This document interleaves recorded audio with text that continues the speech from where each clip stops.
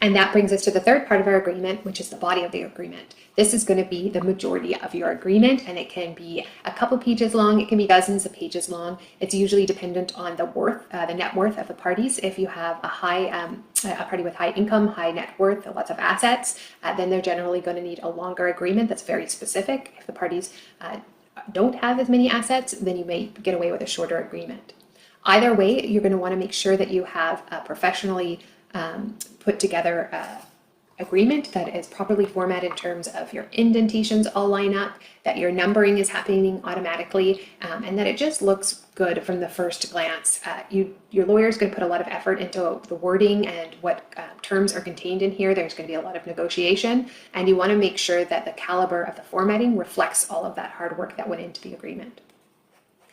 So you could use the numbering that's already preset in Microsoft Word, but quite often once you get past a couple pages of that preset numbering, it doesn't like it. Microsoft Word numbering systems are kind of meant for smaller lists, and your own preset list usually will have less glitches. So most law firms will have their own preset, or you will prepare a new multi-level list, and you'll define that yourself when you first start your precedent agreement. So you can find instructions on page 217 of your text as to how to set up this multi-level list, and I'll just run through that if you've never done that before. It's pretty easy, but it can be a little bit overwhelming if you're new to it. So you're just going to go to this multi-level list icon on your toolbar, hit the downward arrow, and click on Define Multi-Level List. You'll get your new screen that comes up, and it shows you a default multi-level list, which you can see why a lawyer and a legal admin might not like it. It's not really set up quite well. Things don't quite line up. So we're going to go in there and alter that so that it looks good and that we feel comfortable presenting it to our client. Again, I'm looking at the instructions on page 217. So it tells us at level 1, it wants Arabic numbers, which we have, but instead of the end bracket, we're going to include a period. And you'll see in our pre-screen the changes that we're making when we change the formatting below. We want this to be left aligned. We want it to be aligned at 0. And we want the text indent for the first level to also be at 0. We also have instructions about following the number and adding a tab stop. We don't have that options unless we click on this button More. Now you can see I can follow the number with the tab character, which is what our instructions would like us to do, and I can add the tab stop at 1 inch. I'm working in centimeters, so I'm going to add 2.5 centimeters, which is about the same as 1 inch. And that's all I need to do for level 1. I can look up here, see it's got a hanging indent, and that I'm happy with that. I'll go now to level 2, and we can see it's highlighted here that this is what we're dealing with now. My instructions say that we want lowercase letters, which we have, but we want to set this up with a bracket before and after the letter, so I'm just adding that opening bracket. We want it to be left aligned. The alignment should be at 1/2 inch. Again, I'm dealing in centimeters, so I'm going to make that 1.25. And the text indent should be 1 inch, 2.5 centimeters. It's already at that, so I can just leave that. We're going to follow the number with the tab character, and we're going to add a tab stop at 1 inch or 2.5 centimeters. Just clicked on Add Tab Stop. I look up here at my preview screen, and this is starting to look good. All of my text is lining up. Now I'm going to go to level 3, which is the last level I'll be doing for this assignment. But if you had more levels in your agreement, then obviously you would want to format for as many levels as you have. So our level 3, we want to use Roman numerals. We want to have a bracket before and after, which is already here. I don't need to make any adjustments. You may need to in your default.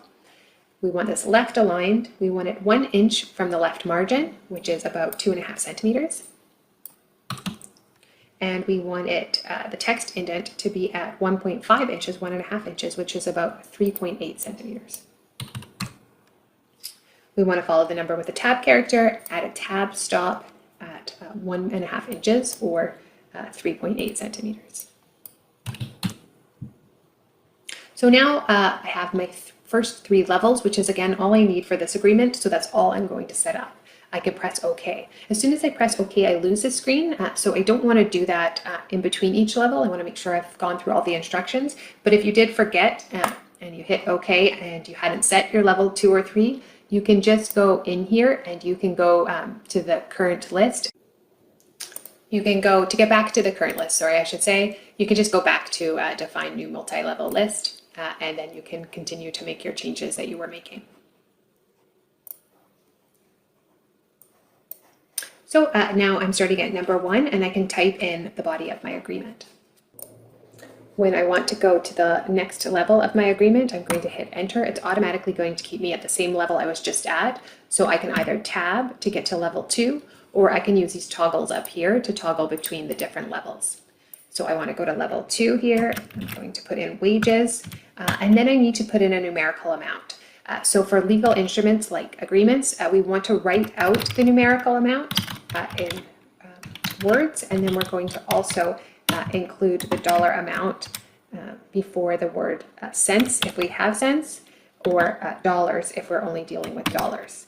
If it is even, then we don't need to include the cents. However, if later on in our agreement we are going to have cents, then we want to keep it consistent. So I know in this agreement I'm going to have cents in the next couple paragraphs, so I am going to put in the 2 decimal points, 00 for dollars. If all the amounts I was dealing with though were even, I wouldn't need to do that.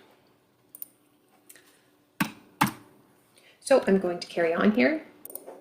I've just added in 2 more at the level 2, and now I'm going to go to level 3. So again, I press enter, I stay at level 2, and I can either tab to get to level 3 or use these toggles. I can come back later on if I realize that was supposed to be a different level, and I can make changes. And again, if you set this up properly, everything is going to properly format for you. It's going to be really easy to edit your documents, and that's what we want to see in the law firm. If somebody has to come in and make changes to your law firm and you haven't, or into your document, and you haven't set it up properly, they're going to be pretty frustrated because they're probably doing that because the client's already in the meeting room and they just want to make a 2-minute change. And if they realize that they have to fight with the formatting that you've done incorrectly to make it look okay, that's not going to be a good moment because they're going to, kind of be under pressure while the client's waiting for the changes. So here I am adding in another figure where I have cents. So I'm not going to put in the numeric amount until right before the word cents. So again, if you have cents, you are going to put the numeric amount before the word cents. If there are no cents, then you will put the numeric amount before the dollars. So here it's before dollars because there are no cents. Here we do have cents, so it's before the cents. The other thing that you'll notice when I'm formatting my written dollar amounts is that I'm using a dash between 21. You do want to hyphenate all of your compound numbers. So all of your numbers between 21 and 99 should have a hyphen in them. I've just gone ahead and added in some more terms, which has brought me to the second page of my agreement. I want to make sure everything after the first page has page numbering. So I'm just going to double click into the header, and I'm going to first click on different first page so that we don't get page numbering on our first page. And then I'm going to put page numbers at the top of the page. And I'm just going to, sorry, my camera is there. So I'm going to go back into page number, top of the page, and I'm going to select just a plain number in the middle of the page. Again, this is something that you do not want to be typing in the actual page numbers. That'll make it difficult to edit your document in the future. You want to make sure you're using auto numbering there.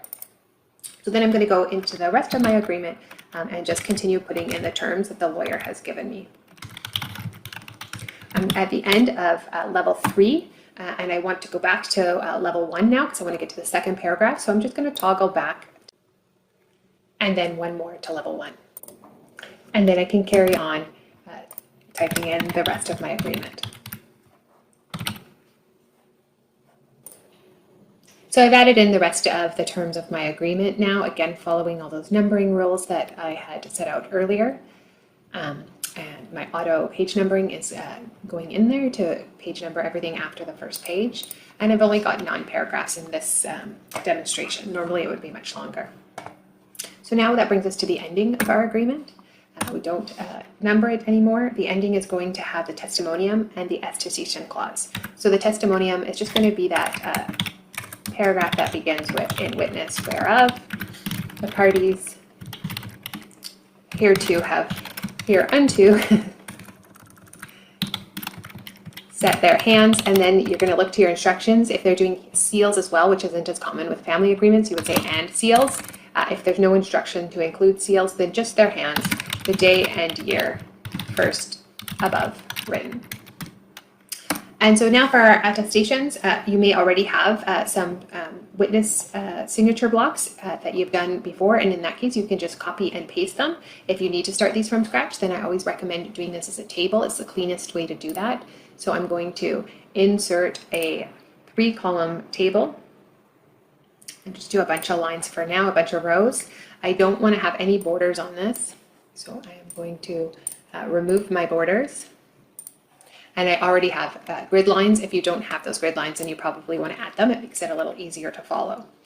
So I'm going to, on the left side, have room for a witness to sign. In the middle, I'm going to have these funny brackets to separate my witness paragraph, or the side where my witness is signing from the side where my party is signing. And on the right column, I'm going to put the parties. So here I'm going to start with, in the same order that I listed them at the page 1 of the agreement. I've got Mary Martin, and I need a spot for her to sign, so I'll put a bottom border here. And then I can adjust that so easily in a table to make it the right size. On the left side, I am going to put indications. So we want the witness to sign here. It doesn't have to be a lawyer, it can be anyone, and we'll include a spot for them to put their address, okay, and their occupation.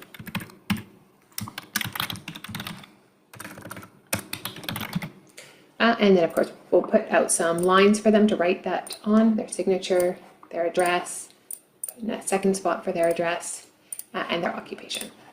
We want to give a little bit more room for them to fill that out, and again, it's so easy when we're doing a table to just move these around to be where we want them to be. I'm going to put a little space between the lines and these brackets by just changing this to be center aligned. And then I'm going to complete those brackets all the way down to the end of our table. I'm going to put Mary's name in bold just to make it really clear where she's going to sign. And if I like the way that looks, I might as well just go ahead and copy and paste it for our second party. So our second person is going to be George James Martin. And now I don't want just one line of the signature block to be on the 4th page, so I can just pop in here and I can shrink in that little gap there so that I can put this all onto one page. You are going to need to do backing sheets unless you're instructed not to do a backing sheet. You can look at Appendix 1 on page 8 for instructions on how to do that. So the last thing I'm going to show you is if you did have an agreement that ended with the signature blocks in a really awkward spot. So for example, I'm just going to add in another paragraph here. And you see that it really cuts off our signature blocks. What we can do here is go to 2 lines into our last paragraph. And remember, here our testimonium is not counted as the last paragraph. We're talking about the last paragraph of the body. So I want at least 2 lines of the last paragraph of the body of the agreement. I might just do that in the middle. I'm going to insert a page break. And then I get a nice end page. I don't have a new paragraph number because this is still a continuation of paragraph 10, but I've got at least 2 lines of the body of the agreement plus the testimonium plus the 2 signature blocks that all fit nicely onto the last page of the agreement if I do it this way. I do end up with a gap here on the second to last page, so I'll fill that out just by adding some lines in there, and I can do that by inserting shapes. So I'm just clicking shapes, and I want ones that can go in different directions, and I will just add that in right in at the end of where I've put the page break.